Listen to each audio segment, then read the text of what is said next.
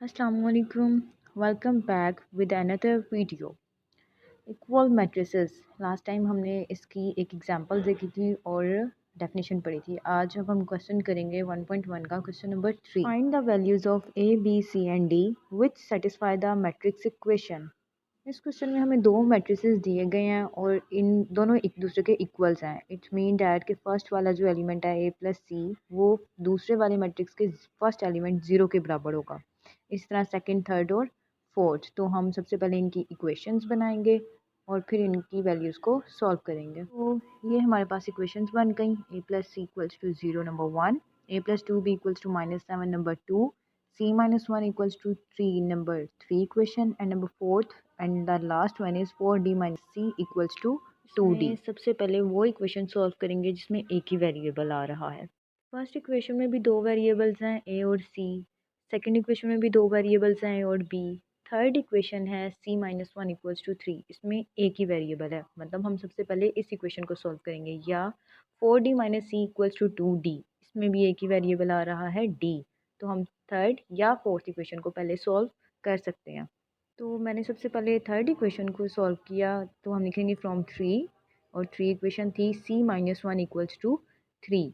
अब -1 है ये, तो जब दूसरी साइड पे जाएगा +1 बन जाएगा। तो 3 + 1 हमारे पास 4 के बराबर होता है। तो c की वैल्यू आ गई 4। अब हम बाकी इक्वेशंस में देखेंगे कि c की वैल्यू किस इक्वेशन में यूज़ हो रही है। तो फर्स्ट इक्वेशन थी हमारे पास a plus C equals to 0, यानी उसमें c आ रहा है। तो हम c की वैल्यू को उसमें पुट करेंगे। तो लिखेंगे पुट इन 1। अब हमने फर्स्ट इक्वेशन लिखी a plus C equals to 0, c की जगह उसकी वैल्यू पुट की 4। तो ये +4 है, जब दूसरी साइड पे जाएगा -4 हो जाएगा। तो 0 - 4 के इक्वल होता है। तो a की वैल्यू आ गई -4। अब हम देखेंगे कौन सी इक्वेशन में a आ रहा था। एक तो फर्स्ट थी, उसके अलावा सेकंड में ए आ रहा है। तो सेकंड इक्वेशन में अब हम ए की वैल्यू को पुट करेंगे। तो वो इक्वेशन है a plus 2b equals to -7। A की जगह हमने उसकी वैल्यू पुट कर दी -4। अब ये दूसरी साइड पे जाएगा तो +4 बन जाएगा, और 2b इसी साइड पे रहेगा। तो माइनस प्लस माइनस, 7 में से 4 माइनस किए ये आ जाएगा 3, और साइन वो आएगा जो बड़ी वैल्यू के साथ है, यानी बड़ी इसमें 7 है तो 7 के साथ माइनस है, इसीलिए -3 आ गया। अब ये 2 और b ये दोनों मल्टीप्लाई हो रहे हैं। ये ही 2 जब दूसरी साइड पे जाएगा तो डिवाइड हो जाएगा। अब हमने क्या करना है, 3 और 2 को डिवाइड कर देंगे। तो इनको डिवाइड करके आंसर आ गया 1.5, और साथ माइनस का साइन भी। हमने तीन वेरिएबल्स की वैल्यूज़ निकालनी, a, c और b की। अब निकालते हैं d की। तो ये इक्वेशन नंबर 4, तो हम लिखेंगे फ्रॉम 4।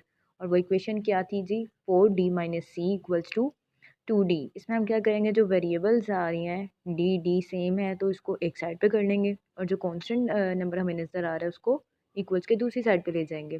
तो वो 2d था, 4d के पास आएगा तो माइनस हो जाएगा, और ये -6 जब दूसरी साइड पे जाएगा +6 हो जाएगा। अब 4d में से जब 2d माइनस करें, 4d में से आपने 2d माइनस करने हैं तो बाकी रह जाएंगे 2d और इक्वल्स टू 6। इसी तरह अब ये 2 और d के दरमियान में कोई साइन नहीं है, इसका मतलब ये दोनों मल्टीप्लाई हो रहे हैं।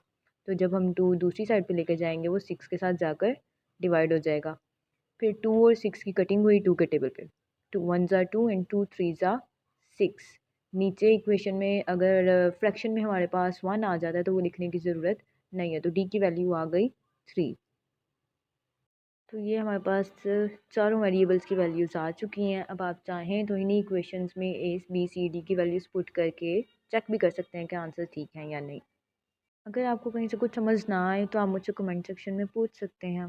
Thanks for watching. अल्लाह हाफिज़।